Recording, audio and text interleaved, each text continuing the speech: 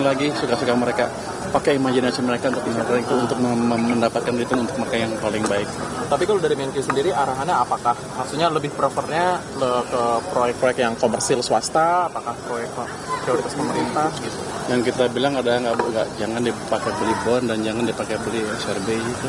Hanya itu aja. Yang lain market base suka-suka mereka. Tapi Menkyu, kebijakan Bapak dikritik Pak Didik, itu gimana Pak? Pak Didik salah undang-undangnya. Salah Pak ya? Saya tadi ditelepon Pak Lambok, ahli undang-undang kan. Dia bilang sama saya, Pak Didik salah. Dan hal ini pernah dilakukan sebelumnya. Ini bukan perubahan anggaran, ini hanya uang kita dipindahkan saja. Nggak ada yang saya udah konsultasi juga dengan Pak Lambok dan ahli-ahli hukum di Kemenkyu. Dulu pernah dijalankan tahun 2008 bulan September 2021 bulan Mei. Nggak ada masalah secara hukum.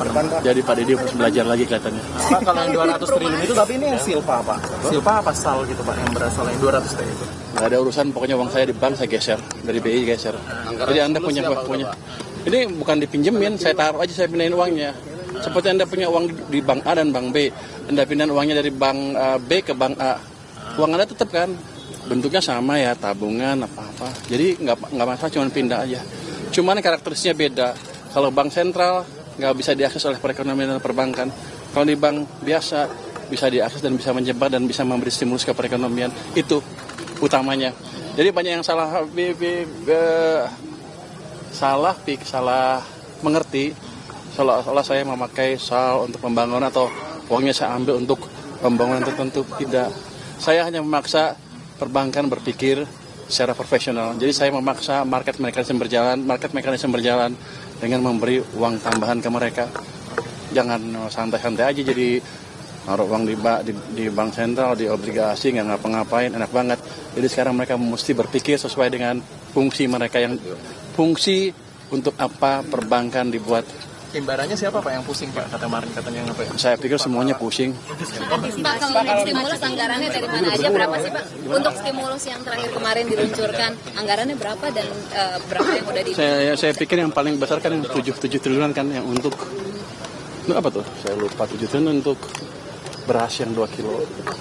Itu akan kita kasih 20 kilo ya, 2 kali 10, 2 bulan kali 10 kilo. Itu kan kasih 2 bulan pertama. Nanti kalau masih kurang kita kasih lagi. Pak, quotes of the day dong Pak untuk anak muda yang soal keuangan. Nah, apa quotes of the day? Nggak, yang ada baru lagi sedikit. Tadi saya izin ke Pak Presiden bulan depan saya akan mulai beredar di kementerian-kementerian yang besar yang penyerapan anggarannya belum optimal. Kita akan coba lihat, kita akan bantu. Saya akan kasih waktu sampai akhir bulan Oktober. Kalau mereka kita perkirakan nggak bisa belanja sampai akhir tahun, kita ambil uangnya. Jadi potong lagi nih Pak, Kita sebarkan ke program-program yang langsung siap dan berdampak ke rakyat. Saya nggak mau uang nganggur. Pak, sudah ditentukan kan dari kerugian apa? Itu mulai ngomong gitu. Itu quote of the day apa? Quote of the day untuk anak muda Pak, untuk memulai bisnis atau memanage keuangan dong. Jadi kalau mau berinvestasi ya, di instrumen apapun, pelajari instrumen itu apa. Jangan ikut-ikutan orang, jangan FOMO fear of missing out. Pelajari instrumennya apa, mereka pasti berhasil. Okay. Untuk cewek-cewek yang suka belanja Pak? Hah? Untuk cewek-cewek yang suka belanja? Belanja nggak apa-apa, belanja mau yang mahal, mau yang murah, tapi sesuaikan dengan kantong Anda sendiri.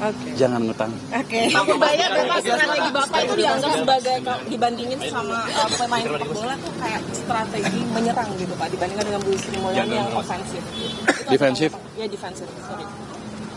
Saya nggak tahu, yang saya tahu beginilah cara menjalankan fiscal policy yang baik. Saya nggak pernah main bola juga, nggak jago. Mungkin kalau main saya ketinggalan terus, udah tua, nggak bisa. Tapi basically itu pada dasarnya itu. Ilmu fiskal yang wajar seperti ini. Ketika Anda punya, Anda sudah anggarkan, habisin. Kalau nggak berani ngabisin, jangan didesain, jangan direncanakan. Itu aja. Pastikan biar nggak NPL gimana Pak? Apa? Untuk memacu kredit biar nggak non-performing loan gimana Pak? Kan perbankan cukup pinter harusnya. Kalau mereka kasih pinjaman nggak hati-hati jadi NPL, ya harusnya mereka dipecat. Tapi Pak, masalahnya kan sekarang katanya demand-nya yang lagi rendah gitu. Demand kredit nih Pak. Kalau menurut Bapak gimana? Siapa bilang? Tahun 2000, Anda ada ekonomi yang bilang begitu kan? Dia mesti belajar lagi ekonomi. Sebelumnya memang Jadi begini, seperti apa Pak? tahun 2021 semua sama kan? Waktu itu kredit tumbuhnya rendah sekali. Semua orang bilang kita kredit nggak bisa tumbuh sebelum ekonominya membaik. Saya balik, Ternyata saya injek uang ke sistem dengan cara tertentu ya. Saya kan bukan menteri, bukan gubernur bank sentral, tapi kita injek uang ke sistem pada waktu bulan Mei 2021 cukup signifikan. M0 tumbuh double digit dalam hampir waktu yang hampir bersamaan, kredit juga tumbuh. Teorinya begini, kalau Anda tiba-tiba ini berhubungan dengan opportunity cost of money. Kalau opportunity cost of money turun, bunga turun, uang ada dan uangnya ada misalnya, kan orang yang punya uang jadi nggak sayang belanja lagi. Kenapa? Loh, bunganya lebih kecil dari sebelumnya, gue habisin aja duit saya, kayak gitu. Sementara orang yang perusahaan yang mau ekspansi nggak takut lagi pinjam uang. Kenapa? Bunganya lebih dari sebelumnya. Ini kesempatan untuk berekspansi. Teorinya seperti di belakang layar, tapi empirisnya sudah kita perlihatkan di tahun 2021. Pada waktu itu kalau Anda rapat KSSK, mereka akan bilang ekonomi nggak bisa, kredit nggak bisa bagus karena ekonominya belum tumbuh.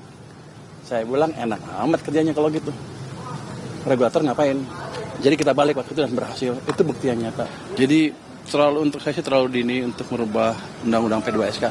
Tapi kalau emang ada nanti masukan, kita lihat bisa perlu dirubah apa enggak. Saya akan pelajari masukan yang masuk, yang sampai ke saya. Nanti kan kita pelajari harus dirubah apa enggak. Tapi pandangan pribadi saya seperti itu. Jangan cepat-cepat ngubah peraturan. Di draft RUU-nya tuh ada yang Bank Indonesia harus ikut ke lapangan kerja segala macam itu Pak. Itu emang perlu Pak? Kalau menurut Bapak? Saya nggak tahu. Saya belum lihat. Pada saja gini. Kalau di Amerika kan 3. Stability, price stability, unemployment, dan unemployment kan lapangan kerja, dan growth kan. Mungkin kita mau ikut ke sana. Saya nggak tahu, yang kemarin kan udah dirubah. Belum masuk ya? Growth sudah sih Pak. Tapi kalau ini yang Kan gini, kalau menurut ilmu moneter, kebijakan moneter tidak bisa melakukan semuanya. Biar aja dia fokus dengan langkah-langkah yang dia bisa kerjakan. Jadi mungkin boleh ditambah sedikit-sedikit fungsinya, tapi jangan harap kebijakan moneter adalah satu-satunya yang bisa memperbaiki ekonomi kita. Jadi harus ada koordinasi atau concert effort antara fiskal dan moneter. Oke. Gubernur BI ikut rapat juga ya Pak? Iya, yang pertama ya. hasil rapat yang tadi apa Pak? Enggak. Itu kan independen. BI kan independen. Anda jangan anggap pemerintah intervensi. BI itu independen, full independen. Pak, ini kan H-1 BI rate Pak. Ya? Ini H-1 BI rate. Oh, besok rapat. Enggak ada ngomong, enggak ada bicara itu. Pak, di revisi UU PPSK ada terkait ini Pak. Itu petugas September Pak. Kursi LPS terancam kosong itu Dalam waktu singkat akan diisi. siapa Pak? Nggak tahu. Pas.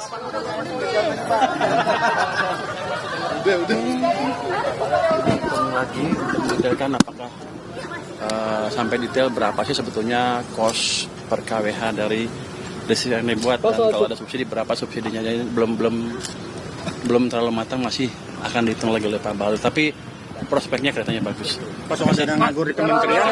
Pak definitif Pak penggantinya Pak.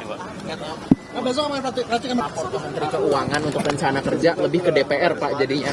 Sebelumnya kan Bapak kalau nggak salah ketua LPS, nah itu kan lapornya ke Menq Pak ya rencana kerja. Nah itu diubah kan Pak. Kalau diubah, misalnya besok oleh DPR, langsung ke DPR. Tapi kan kalau DPR nggak perlu berubah, maka kan 2 tahun kan, berarti tahun depannya baru otomatis ke DPR. Tahun ini harusnya masih ke Kementerian Keuangan. Tapi Bapak tidak keberatan kalau misalkan untuk perubahan itu Pak, LPS tidak perlu lagi melapor ke Kementerian Keuangan terkait dengan laporan rencana kerja itu Pak? Itu kan keputusan Mahkamah Konstitusi, kita hargai keputusan Mahkamah Konstitusi. Saya ikut hukum. Pak besok datang nggak Pak pelantikan Pak? Besok datang nggak pelantikan besok? Nggak tahu, undang. Undangannya belum ada ya Pak? Siap. Makasih ya Pak. Terima kasih Pak Burdaya. Hati-hati Pak.